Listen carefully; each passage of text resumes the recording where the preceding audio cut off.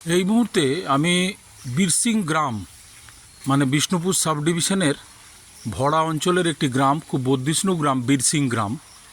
সেই গ্রামে আমি উপস্থিত। এই গ্রামে কিছু পুরাতত্ত্বের কিছু পুরনো দিনের মন্দির রয়েছে, যেগুলো পর্যটকদের কাছে আকর্ষণীয় হতে পারে।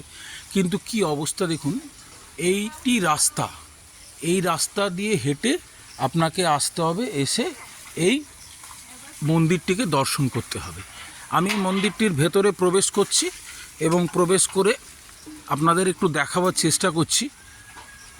এই প্রথমে এটা আর্কিওলজিক্যাল অফ ইন্ডিয়া সার্ভে মানে ইন্ডিয়া পুরাতত্ত্ব বিভাগ এটিকে তাদের আন্ডারে নিয়েছিল।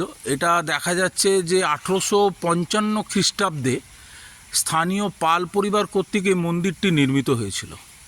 2014 সালের 30শে জুলাই আমাদের জিওলজিক্যাল সার্ভে অফ ইন্ডিয়া বা পুরাতত্ত্ববিদ যারা সার্ভে অফ ইন্ডিয়া আছে, তারা এটাকে স্মারক হিসেবে চিহ্নিত করে। অতএব এইটি একটি দ্রষ্টব্য স্থান। এই জায়গাটিকে দেখতে আসতে হলে আপনাদের বীরসিং গ্রামে আসতে হবে এবং গ্রামে উপস্থিত হয়ে এই মন্দিরটিকে দর্শন করতে হবে। রাধা দামোদর মন্দির। এই মন্দিরটাতে নিয়মিত পুজো আর্চা হয় এবং টেরাকোটার একটা নিদর্শন, যেটা আমাদের বিষ্ণুপুরে পাওয়া যায়, সেই নিদর্শন এখানে কিন্তু দেখা যেতে পারে।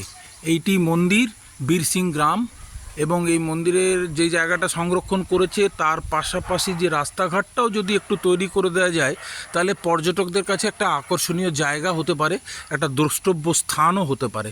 কিন্তু দুর্ভাগ্য, এটাকে কিভাবে করা যেতে পারে। আমি কিছুদিন আগে একটা নিউজ দেখলাম, মন্দির নগরীকে সাজানোর জন্য খড়গপুর আইআইটিকে দায়িত্ব দেওয়া হচ্ছে যে কিভাবে মন্দির নগরীকে আরও রক্ষণাবেক্ষণ কিভাবে সাজানো যেতে পারে।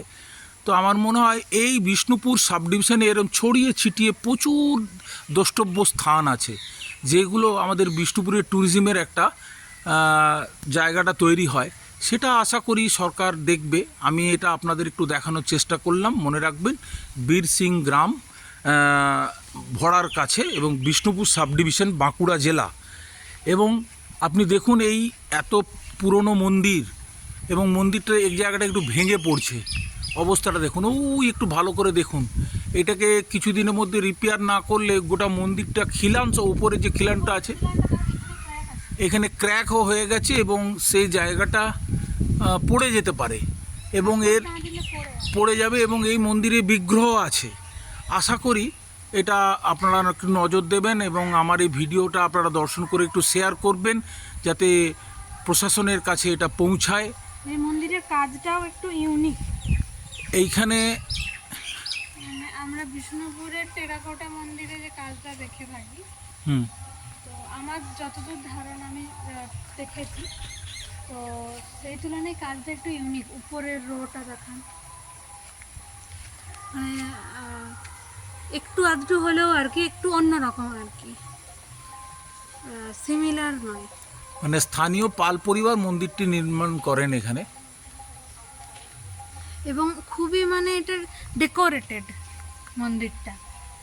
বিভিন্ন বিষ্ণুপুরের বিভিন্ন মন্দিরও খুবই ডেকোরেটেড আছে, কিন্তু আপনারা যদি মন্দিরটা লক্ষ্য করেন, প্রত্যেকটা জায়গা মানে প্রত্যেকটা ইঞ্চি টু ইঞ্চি ওনারা চেষ্টা করেছেন কিছু না কিছু কাজ দেওয়ার। এখানে যেমন দেখতে পাবেন জালি টাইপের ডিজাইন আছে, এই যে, বা উপরটাই দেখাও ভালো দেখতে পাবে জুম করলে করে, যদি দেখতে পাচ্ছেন তো। মানে ওনারা বেশ নিখুঁত কাজও করেছেন, ছোট ছোট স্কাল্পচারও আছে, ফ্লাওয়ার মোটিভস আছে, মানে বেশ ডেকোরেটেড আর কি টেম্পলটা। অতএব আপনারা ভিডিওটা দেখলে একটু শেয়ার করবেন এবং আপনাদের কমেন্ট জানাবেন, যাতে উচ্চ স্তরে এটা পৌঁছায় এবং এটাকে যাতে সংরক্ষণ করে রাখা যায়। এবং এটা রাখলে আমাদের মেরামতি খুবই দরকার।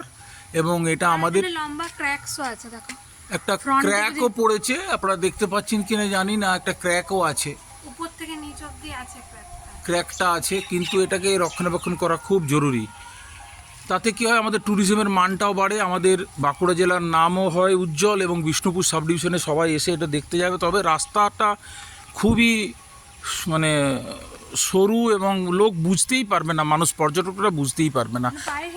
পায়ে হেঁটে আসতে হবে একটু রোডটা থেকে, একটু পঞ্চায়েতের রোডটা থেকে। ধন্যবাদ। আপনারা আসুন, রাধা দামোদর মন্দির দর্শন করুন, বীরসিং গ্রাম, ভরার কাছে বিষ্ণুপুর সাব ডিভিশন। নমস্কার।